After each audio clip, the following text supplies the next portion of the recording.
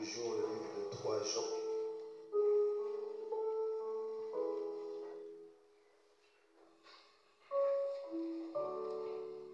3 Jean.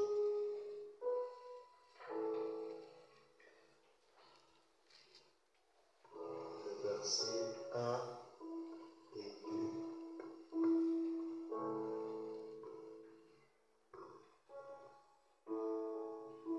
Lisons.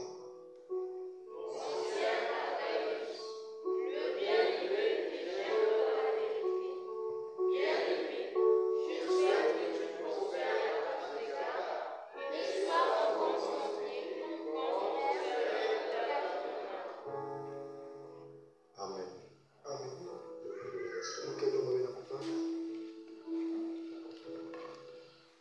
Vous savez que quand nous parlons de la prospérité, n'oubliez pas que nous ne parlons pas seulement de la prospérité matérielle, pas seulement de la prospérité financière, pas seulement dans tous ces domaines, mais aussi spirituels.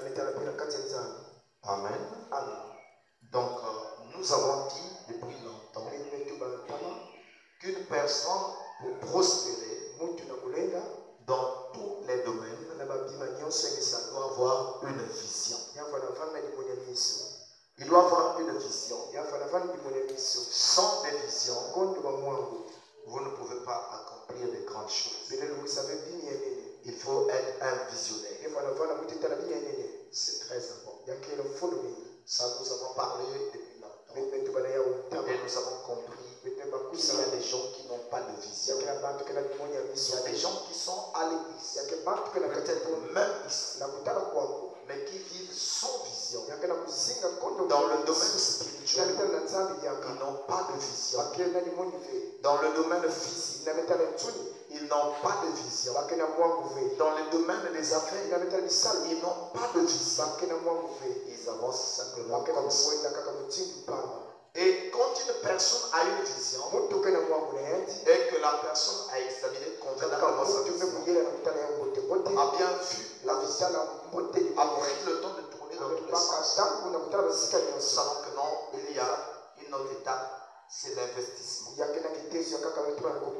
dans l'investissement, nous avons parlé d'investir son temps, d'investir son potentiel, d'investir tout ce qu'on a. Vous voyez que non, les gens qui ont des visions pour Dieu, qui ont pris des engagements pour Dieu, mais qui n'investissent pas leur être, il y a un problème. Beaucoup de gens ne savent pas investir. Ils sont à l'église, mais ils n'investissent rien. Je parle d'abord dans le cas spirituel. Ils sont assis dans l'église depuis longtemps, mais pas d'investissement. Donc il n'y a rien qu'ils apportent. Vous savez que vous avez besoin de prier, ils vous apporteront rien. Vous avez besoin d'un chant, ils vous apporteront rien. Vous avez besoin d'un instrumentiste, ils n'ont rien. Le prophète William Branham dit, ils sont la mer rouge, la mer morte. Ils font que recevoir, mais ils ne donnent rien au monde. Vous voyez? Donc il y a des gens qui sont malades, qui ont des situations, mais vous trouvez que non, il y a des gens qui ne peuvent servir à rien. Et n'oubliez pas, les gens qui n'investissent en rien, ils investissent beaucoup pour le commérage, pour des problèmes, pour des difficultés. Donc ils savent comment amener des situations, des troubles dans lesquels ceux qui ne savent pas investir. Amen. Maintenant, en dehors des investissements, nous avons parlé pendant longtemps de la discipline. Nous avons compris dans quel sens l'ensemble des règles de conduite que l'on s'impose. Dans le cadre spirituel, il y a des règles que tu dois t'imposer. Dans le cadre des affaires, le travail, dans tous les domaines, il y a des règles que tu dois t'imposer. Sans ces règles, tu ne peux pas t'épanouir. Tu ne peux pas avancer. Voilà pourquoi j'ai dit la fois passée, il y a beaucoup de gens qui sont dans l'église et qui n'ont rien comme vision. Ils n'ont rien. Parmi les règles de conduite, nous avons parlé, et parmi la discipline que tu dois t'imposer, les règles que tu dois t'imposer, il y a d'abord le courage. Sans le courage, frère, vous n'accomplirez rien. Sans le courage, vous n'atteindrez rien. On a besoin du courage. Après le courage, nous avons parlé de l'abnégation, donc le sacrifice volontaire de soi. Et nous avons dit qu'il faut en avoir. Vous en avez besoin pour atteindre les choses. Regardez ce que Marc dit dans Marc 10, le verset 28 à 30. Le livre de Marc, c'est après le livre de Matthieu. Le deuxième livre du Nouveau Testament, dans Marc 10. Nous allons lire le verset 28 à 30. Marc 10. Voilà. Donc on prend à partir du verset 28. Et nous allons arriver jusqu'au verset 30 de Marc 10. Lisons.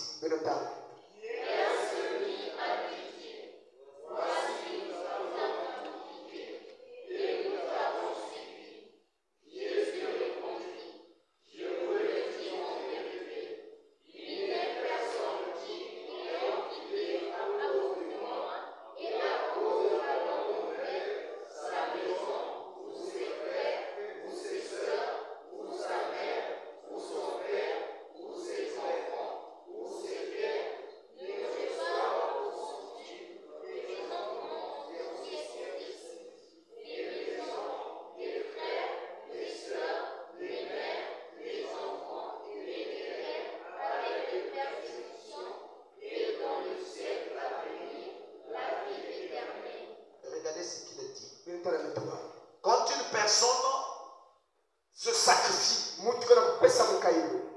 pour suivre Dieu,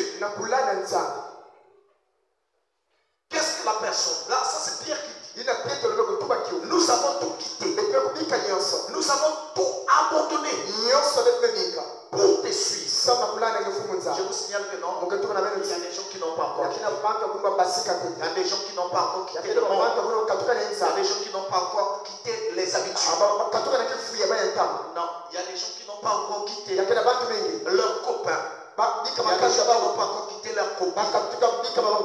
Il y a des gens qui n'ont pas encore quitté les vieilles habitudes. Et l'on faisait en cachette.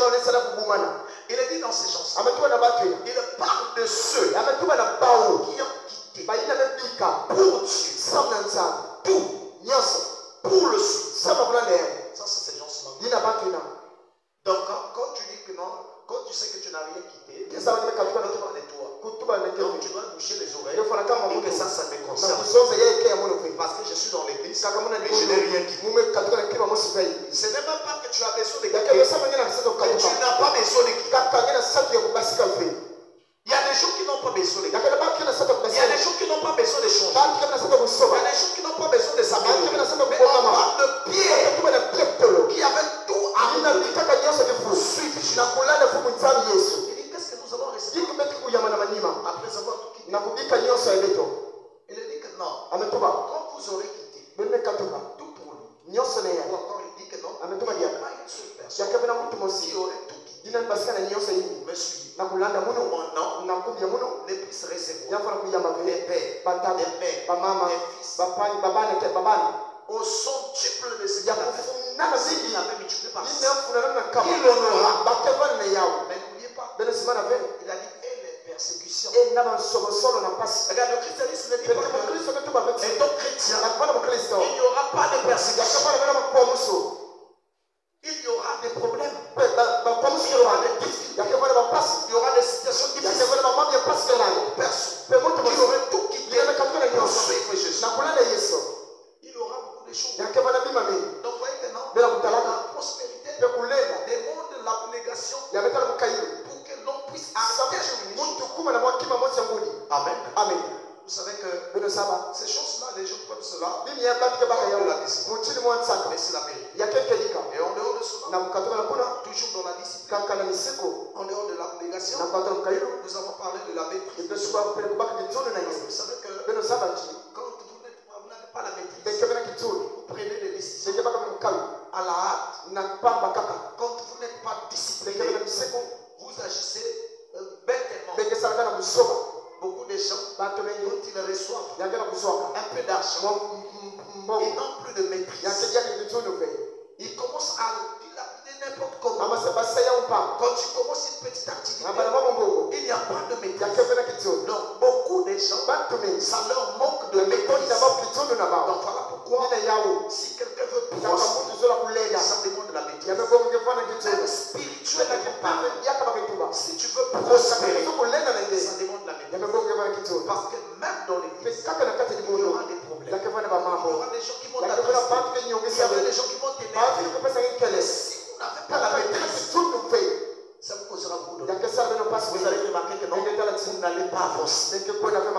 La maîtrise, si vous n'avez pas la maîtrise, vous ne savez pas attendre. Quelque chose là, rapidement. C'est un élément très important.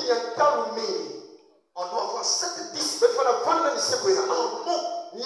Beaucoup d'entre nous ont pris beaucoup de solutions à la hâte. Beaucoup de résolutions à la hâte. Faites attention. Même le mariage, ne faites pas ça à la hâte. Beaucoup de gens risquent de regretter.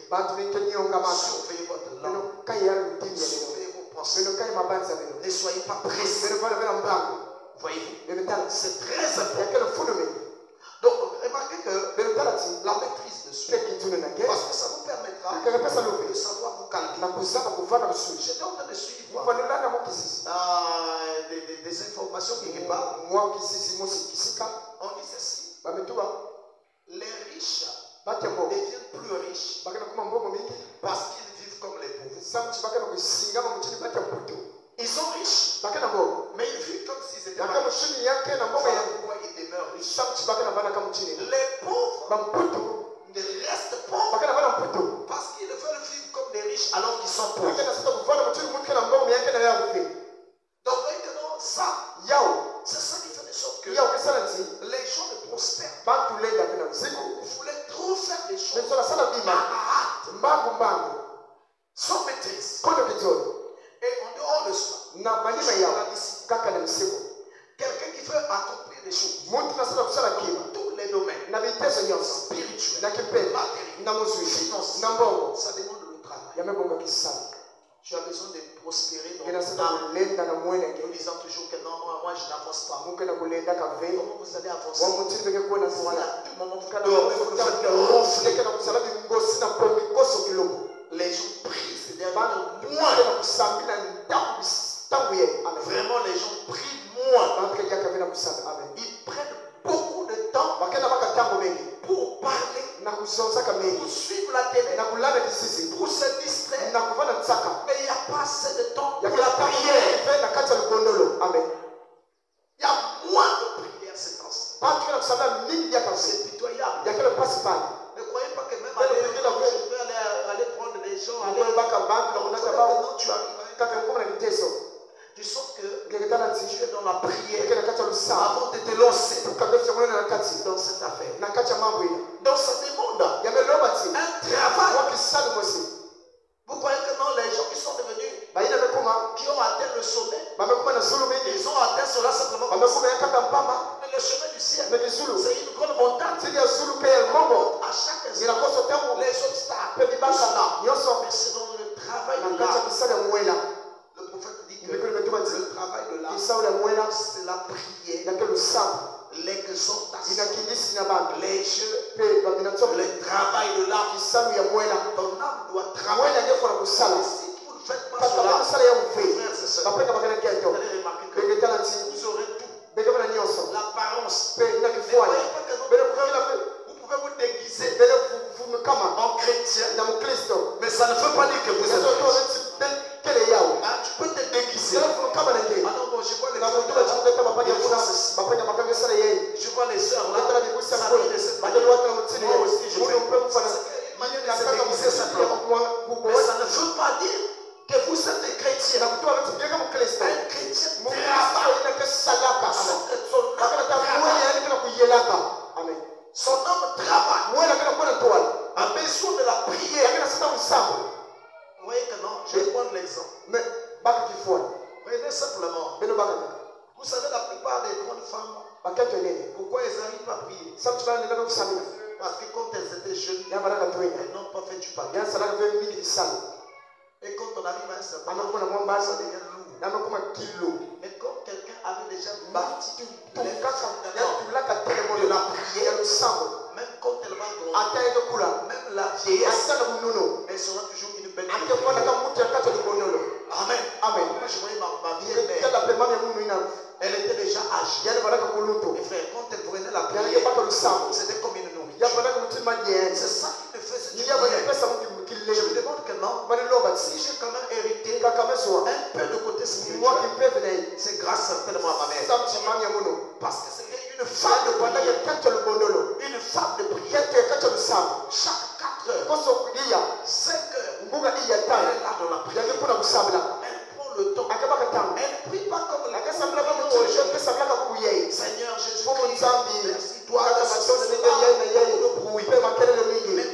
Mais ma mère, elle chantait en langue maternelle une adoration des vieilles protestantes de l'ancien temps. Elle adore. Donc là, je trouvais comme si j'étais vraiment protégé. Et quand elle finit d'adorer, elle passe à la prière.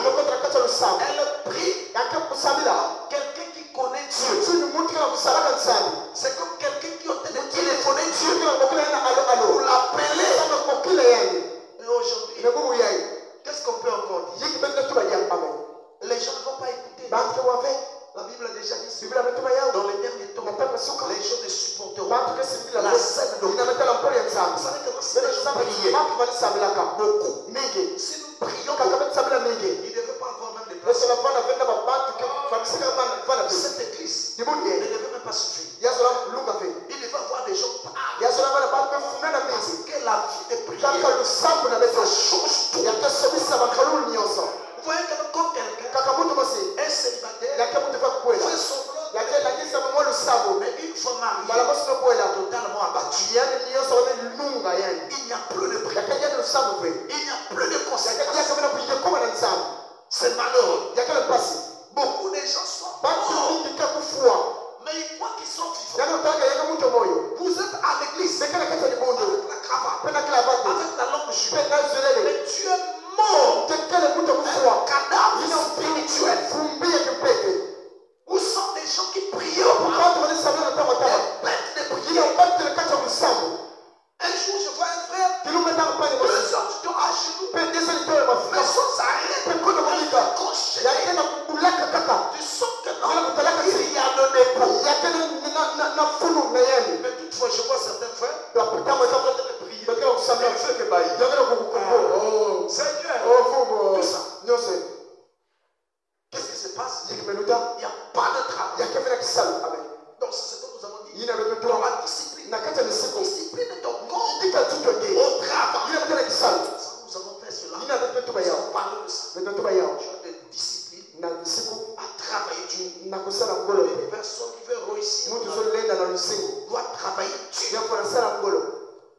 Travailler Dieu. Dans un peu, tu peux monter. Ne croyez pas que non. Vous allez accomplir des grandes choses dans la facilité. Les gens aiment trop la facilité. Trop la facilité. Non. Ça, c'est pas une bonne chose. La facilité nous amènera jamais à voir.